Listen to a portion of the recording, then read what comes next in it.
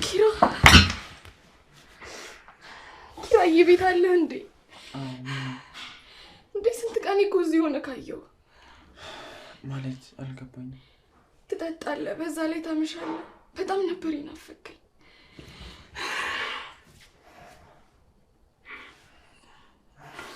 ቆይ የተፈጠረ ነገር አለ እንዴ ህይወቴ?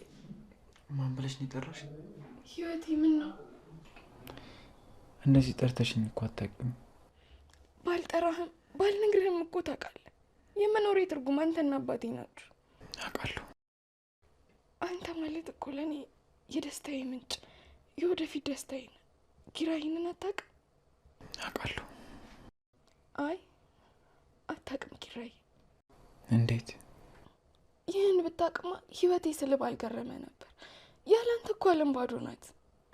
በቃ እሺ ምንም አትበይኝ። ለምን? ምንም በቃ ዝም በይ። እንዴ ለምን? ፍቅሬ መግለጽ ስህተት ነው? እናቴ እኔም እኮ እወድሻለሁ። ግን ፍቅርህን ኑሬ እኮ ነው ላሳይ የምፈልገው። ይቅርታ እሺ። ለምን? በቃ ለሁሉም ነገር ይቅር በይ። ምንም አይደል። እርሜን አንድ ቀን ቀልቤ ጠፍቶ ያልተፈረፈረ ፍርፍር ሰርቼ ባበላሽ እድሜ ልክሽን ሙርትሽ። አንዳንዴ ከትክክለኛ ነገር በላይ ስህተቶች በፍቅር ውስጥ አይረሴ ናቸው ትላለች ሰኒ። እሷ ሳታፈቅር የፍቅር ቴራፒስት ናት። እንዳልከው ነው። ቆይ ግን ይሄን ያህል እኔ በማድረግልሽ ነገር ደስተኛ ነበርሽ? አይደለም ለምታረግልኝ፣ አንተ ስላለኝ ራሱ ምን ያክል ደስተኛ እንደሆንኩኝ ብታውቅ እንደዚህ ባልተናገርከኝ ነበር። እንዴ ፍቅር እያኮረፍሽ ባልሆነ። ኧረ እባክህ፣ እንደውም እንደ ስራ ቢሆን ኖሮ ቅቤ ጠገባ አለንጋ ነበር የሚያስፈልግ። በዚህ ኑሮ ውድነት ይኸውልሽ አለንጋውን ሳይሆን እኔም ብታበይ ነው የሚሻልሽ። አታናደኛ። እኔ እኮ ስትናደጂ በጣም ነው ደስ የሚለኝ፣ ለዛ ነው። እና አንተን ደስ እንዲል እኔ ጨጓራዬ ማለቅ አለበት? ታዲያም ችግር አለው ይለቃ። የኔን በሼር እንጠቀማለን። ሰላም ቤተሰብ፣ ላይክ ሼር ሰብስክራይብ እያደረጋችሁ አበረታቱኝ እላችኋለሁ።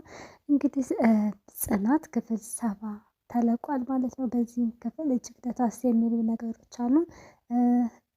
ኪራ ወደ ራሱ የሚመለስበት እንዲሁም ደግሞ ወደ ራሱ እየተመለሰ ይመስላል።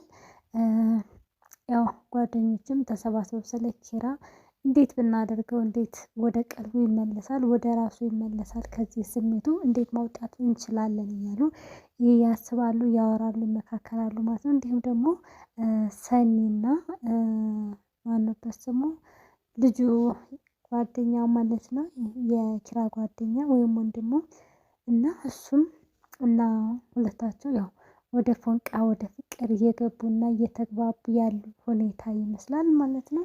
እንግዲህ ሰላም ውዶቼ ማለት ነው።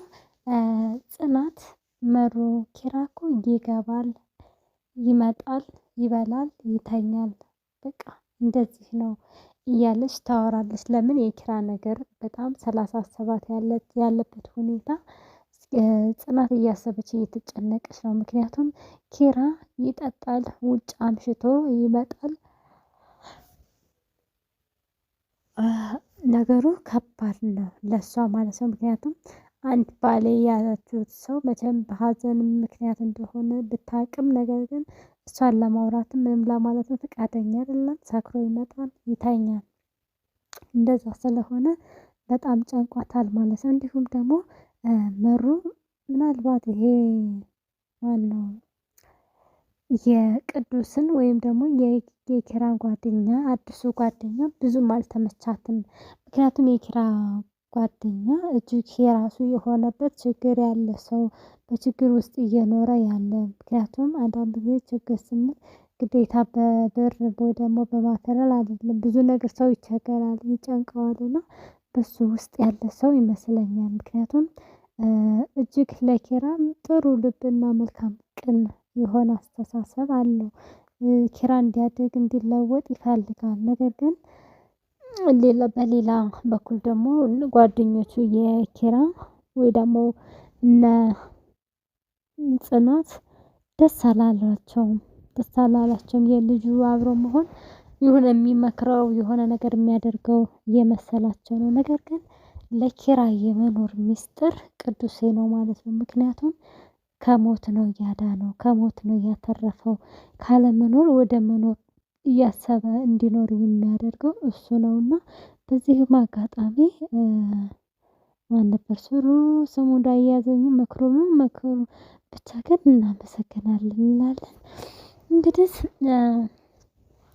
ቅዱሴና ናሆሜ ቤት ተቀጣጥረው ነበረ። እሷም ጽናትን ከነ ናሆሜ ቤት ትሄድና ያው ስለ ኪራ አንዳንድ ካወሩ በኋላ